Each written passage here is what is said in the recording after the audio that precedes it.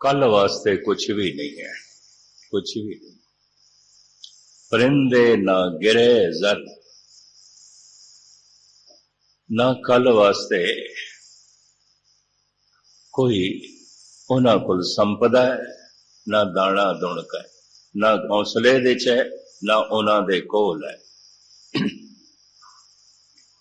फिर भी गीत गांदे होया शाम नूं घौंसलियां विच पहुंचे ने। रात दा पहला पैर समाप्त होया, गीत गांदियां गांदियां सौ गए ने। रात दा चौथा पैर जैसे आरंभ होया, ये गीत गांदियां गांदियां उठ बैठते हैं, चहचहांदियां उठ बैठते हैं। चानना हो गया, पूरा प्रकाश हो गया।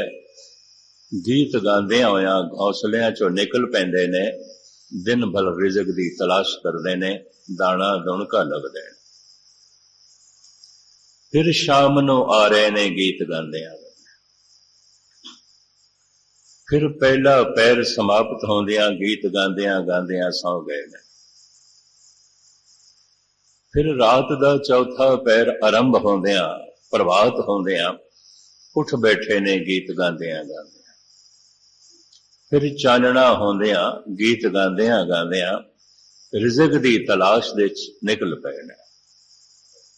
हज़ारां तरह दीयां चिंतावां लैके शाम नूं मनुख अपने घर आउंदा है। हज़ारां तरह दे गम लैके रात नूं सौंदा है। हज़ारां तरह दीयां जिम्मेवारियां लैके सवेरे घरों निकलदा है। फिर बेशुमार तरह दा तनाव लैके शाम नूं फिर घर वापस आउंदा है।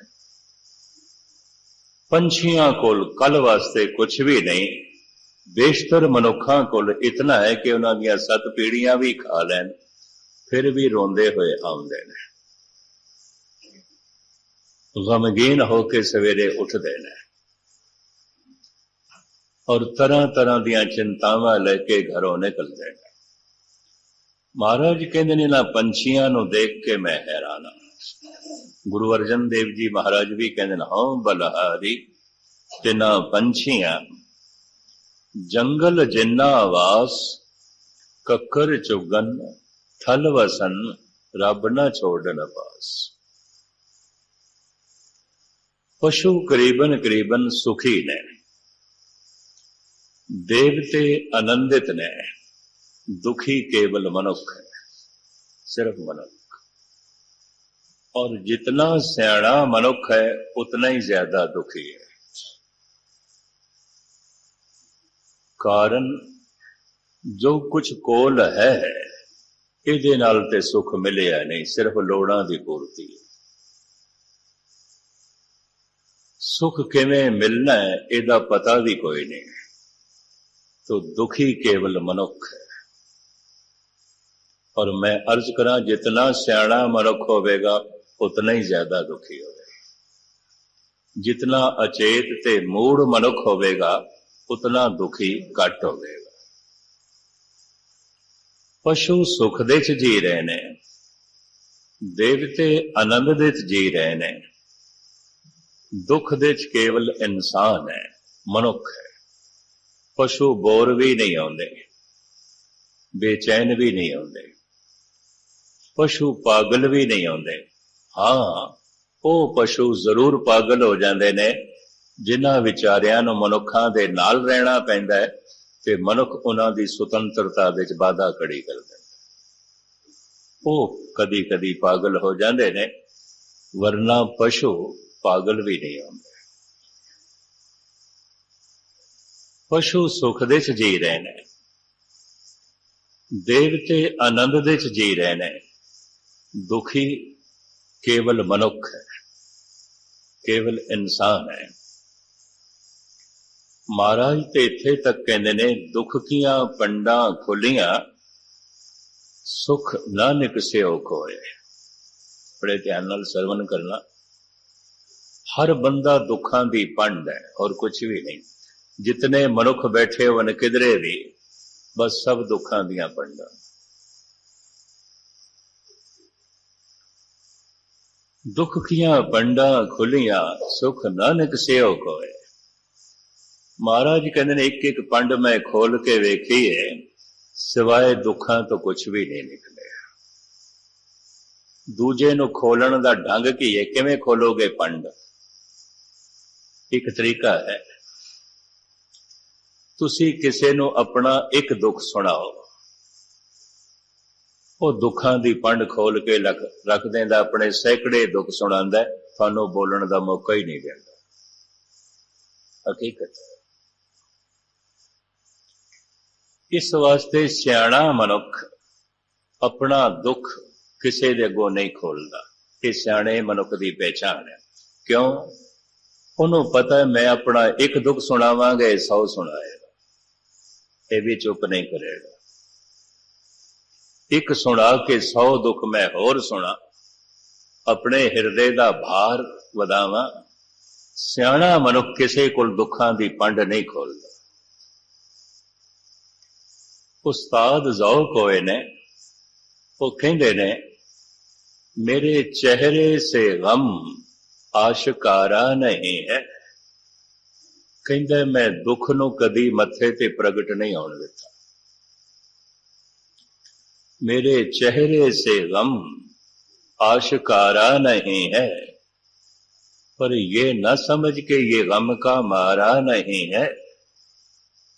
डूबने को तो डूबे हम भी, लेकिन अहले साहिल को हमने पुकारा नहीं है। डूबया मैं भी, हाँ गोते मैं भी खादे ने, पर ज़ौक़ कहंदे ने मैं इस तरह रोया पिटिया नहीं, मैं डूब गया जी, मैं मर गया जी, मैं डूब गया जी। कहंदा क्यों रोवा? सारे ही डुबदे पे, सारे ही डुबदे पे। डुबदे होया दे अगों की डुबण दा रोना रोना। गुरु नानक देव जी महाराज कहंदे ने हम दे कां तैं डुबे देखदे हां असीं, डुबे पैने दुखां विच। दुखी केवल मनुख है, और जितना सियाणा मनुख है उतना ज्यादा दुखी है। ये सियाणे मनुख की पहचान। जितना सियाणा होवेगा उतना दुखी होवेगा। एक होर नुकता भी सरवण कर लेना। परमात्मा की तरफ मनुख चलेगा किस तो प्रेरणा लेके? किथों प्रेरणा लेगा? धार्मिक अनुभवी पुरुष कहते ने 99% मनुख परमात्मा की प्रेरणा दुखों तो लैंदा है। दुख तो अगर ये जीवन सुखमयी है तो फिर परमात्मा की कोई लोड़ भी नहीं है। फिर की लोड़ है चिंतन करने की? जितना सियाणा मनुख होवेगा उतना उसनों दुख अनुभव होवेगा। दुख ही उसनों प्रेरेगा प्रभु चिंतन ते। ये भी मैं अर्ज करा, संसारी लोड़ां दी पूर्ति हो गई, संसारिक सुख ते कई दफा रोक देंदे ने। ये संसारिक सुख महात्मा बुद्ध कोल बहुत ज्यादा सन। सिद्धार्थ आखिर राजे का इकलौता लड़का सी, ऐसा की कुछ सी जो उहदे कोल नहीं सी, पर हिरदा दुख दी चोट खा गया। एक दिन एक बीमार नूं देखिया, एक दिन एक बुढ़े नूं देखिया, एक दिन इसने एक लाश देख ली। हिरदा चोट खा गया। उन्होंने भी दिस पिया मैं भी बीमार हो सकदा, मैं भी बुढ़ा हो सकदा, मैं भी मरना है। दुखां दे सिरमौर दुख मौत। साडे देश दे ऋषि मुनिया ने 3 ही दुख मने ने, जन्म, बुढ़ेपा ते मरण। बाकी सारे दुख इन्हां 3 दुखां दी छाया ने। प्रथम केड़ा दुख? जन्म, दूसरा बुढ़ेपा, तीसरा मरण। भगत जयदेव जी का पद है बड़ा कीमती गुरु ग्रंथ साहब जी महाराज दे। वो कहते नदा नोद जस सिमरणे न जन्म जराद मरण भयं।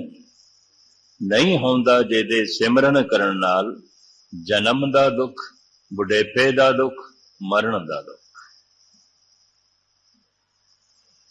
तीन दुख मन्ने, बाकी सारे दुख इन्हां तीन दुखां दियां छाया ने।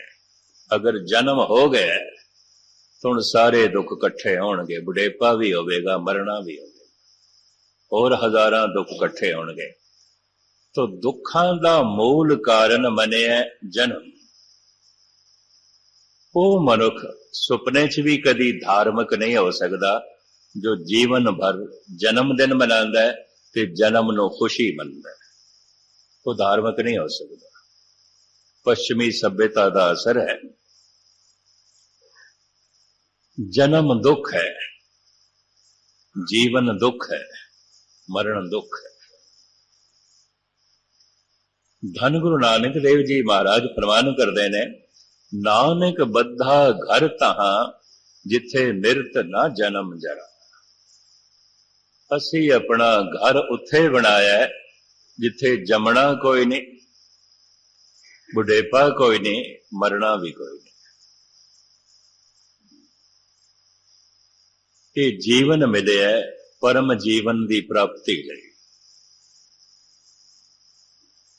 ये जीवन मिले है उस जीवन की प्राप्ति लई जिस जीवन दे जन्म मरण बुढ़ेपा नहीं है, सारे दुख नहीं है। इस जीवन दे है शरीर रोगां दी खाण है, मन सोगां दी खाण है। मन दे च सोग है, तन दे च रोग ने। मेरे समेत आप जितने बैठे किसी नूं तंदुरुस्त ना समझ लेना, गुरबाणी नहीं मनती। जो जो दीसे सो सो रोगी, रोग रहित मेरा सतगुरु जोगी। दरअसल रोगी सारे ने, जिन्ने चिर तक रोग पीड़ा ना बने असी रोग नूं रोग मनदे ही नहीं। आयुर्वेद, यूनानी तिब, एलोपैथी, होम्योपैथी, नेचुरोपैथी, पीड़ दुख ना बने, रोग दुख ना बने, रोग पीड़ा ना बने। वो पीड़ा दा समाधान ते करदे ने, रोग दा नहीं। आयुर्वेद भी मौजूद है और एलोपैथी मौजूद है, होम्योपैथी मौजूद है, नेचुरोपैथी मौजूद है। मेडिकल स्टोर दवाइयां नाल भरे पे ने, मनुखां दे शरीर रोगां नाल भरे। जो जो दीसे सो सो रोगी, सारे ही रोगी ने। रोग दिखाई देवे भावे ना दिखाई देवे, तन रोगी है। और रोग वधदियां वधदियां एक दिन बुढ़ेपे प्रगट होएगा, बुढ़ेपा प्रबल रोग। और रोग वधदियां वधदियां एक दिन मौत दे प्रगट होएगा। यह भी अगर अंदर रोग नहीं है तो मनुख बुढ़ा किस तरह हो जाता है, मर किस तरह जाता है। रोग ही तो वध रहे हैं, दिखाई नहीं दे रहे। तन रोग है। गुरु नानक नहीं मनते क्योंकि तन स्वस्थ हो सकता है। रोग ते मन सोग है, मन दे सोग ते चिंतावां ने। जिथे सारे तन रोगी ने उथे सतगुरां दी बाणी कहंदी है सारियां दे मन दे चिंता है। चिंतत ही दिसे सब कोय, सारे ही चिंता तुरना है। चिंता भविष्य दी आउंदी है और यादां भूतकाल दी आउंदियां ने। तन नूं भजन दौड़न वास्ते स्थान चाहिए, स्पेस चाहिए। मन नूं भजन दौड़न वास्ते समा चाहिए, काल चाहिए। देश दे च भरमण करदा है तन, काल दे च भरमण करदा है मन। ध्यान नाल पकड़ना। मन नूं जगह नहीं चाहिए, स्थान नहीं चाहिए, मन ते समय दे च भटकदा है। तन अस्थान दे च भटकदा है। तन नूं काम करन वास्ते जगह चाहिदी है, स्पेस चाहिदा है, देश चाहिदा है, स्थान चाहिदा है।